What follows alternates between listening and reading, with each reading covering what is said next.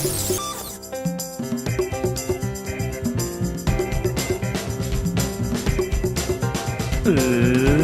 and gentlemen, welcome to the Westgarth Realty audio experience. Ladies and gentlemen, Seb Westgarth here from Westgarth Realty, and welcome to our first ever podcast episode. Today, we want to talk to you about social media in real estate and allocating budgets and where that money's going and how it's working for you when it comes to real estate marketing budgets for social media.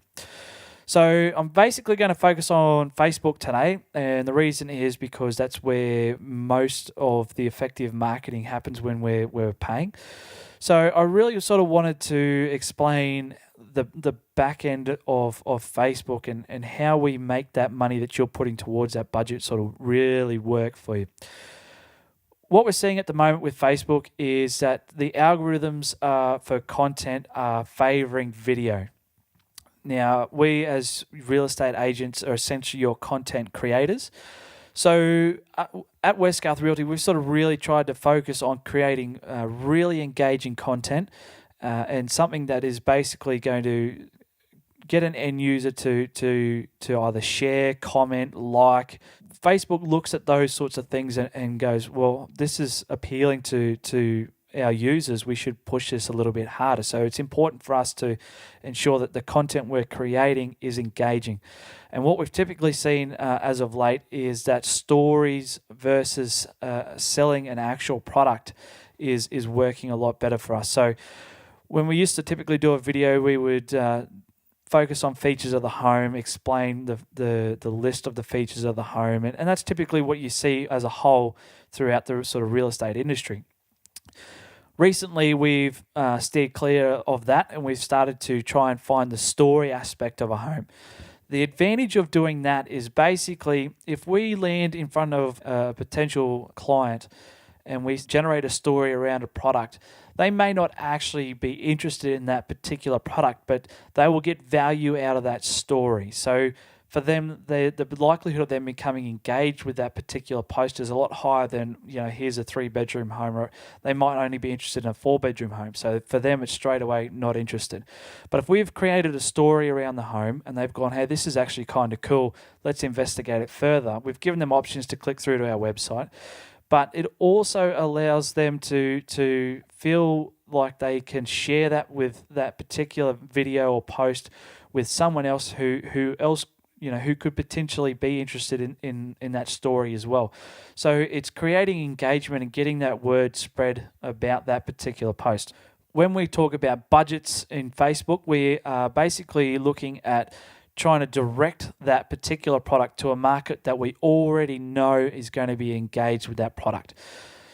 So we do that, Facebook does that essentially with metadata. So when you go through and you start searching stuff like a new car, you might be looking at the new Mazda 3, all of a sudden you'll notice that your news feed will start to pop up with products from Mazda, typically a Mazda 3 to start off with, and you'll start to see other Mazda products sort of start to pop up more frequently in your news feed. That's all using metadata. So, and that's all done in the back end of Facebook. So when we're setting up a paid advertisement for a particular product, we go through and we start to look at the age of the user, the location of the user, their behaviors for their search history, their interests, and we really start to go, fantastic. We want to start to hit someone who's A, interested in real estate, B, potentially likely to move. So and we start to look at those things, and we start to add those in as metadata in the back end of Facebook to really target people that we believe are going to be engaged in that product.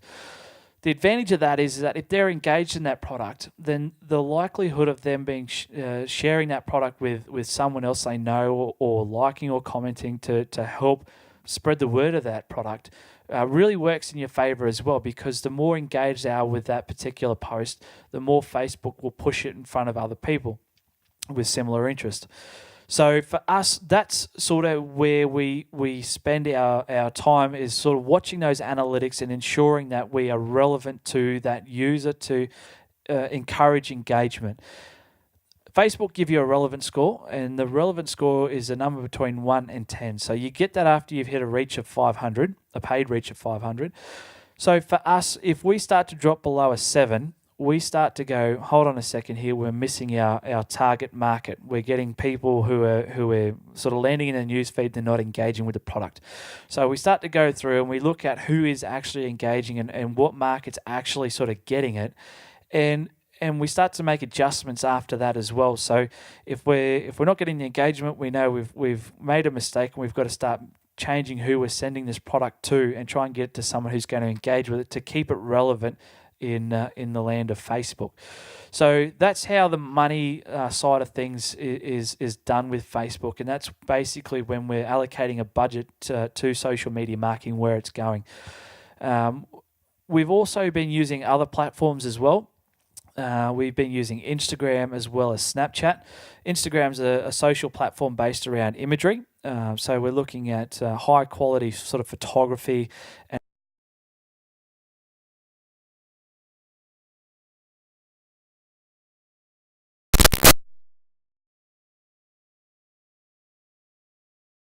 Instagram basically is a platform to generate extra awareness outside of Facebook, but use the same content in Facebook as well.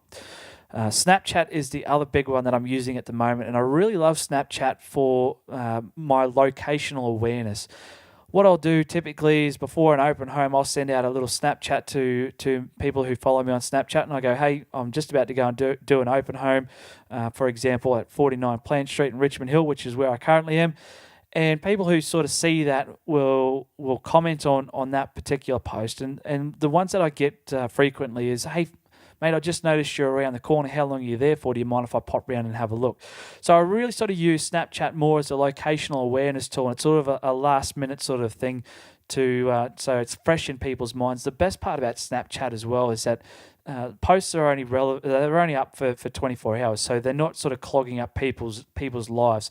Whereas Facebook, if it's something that they're not liking and it keeps coming back, they're going to start to want to hide that post. And when you start getting that negative feedback, Facebook start to reduce the potential push as well. So that's how I essentially use Snapchat. So they're the three platforms that I'm currently using quite heavily. Obviously, we're now looking into podcasting as well. So we're looking to try and hit a bit of an audio aspect. And the idea of these podcasts is essentially to free up your time from reading written content on things that we feel are relevant to you, and give you the ability to still get the content, but at a time frame that's easier for you, whether that's driving home in the car or sitting in bed. So we're always after feedback and other topics to talk about. So if you've got things that you're interested in, you want to know about, feel free to send us an email or give us a call. And then, look, if there's anybody who's in marketing who's got any tips and tricks for me, feel free to contact me too, because I would love to hear them. I'm always looking to expand our social media presence and marketing capabilities as well. So, all right, guys, that's it for this episode. In the meantime, stay safe, have fun, and we'll talk again real soon.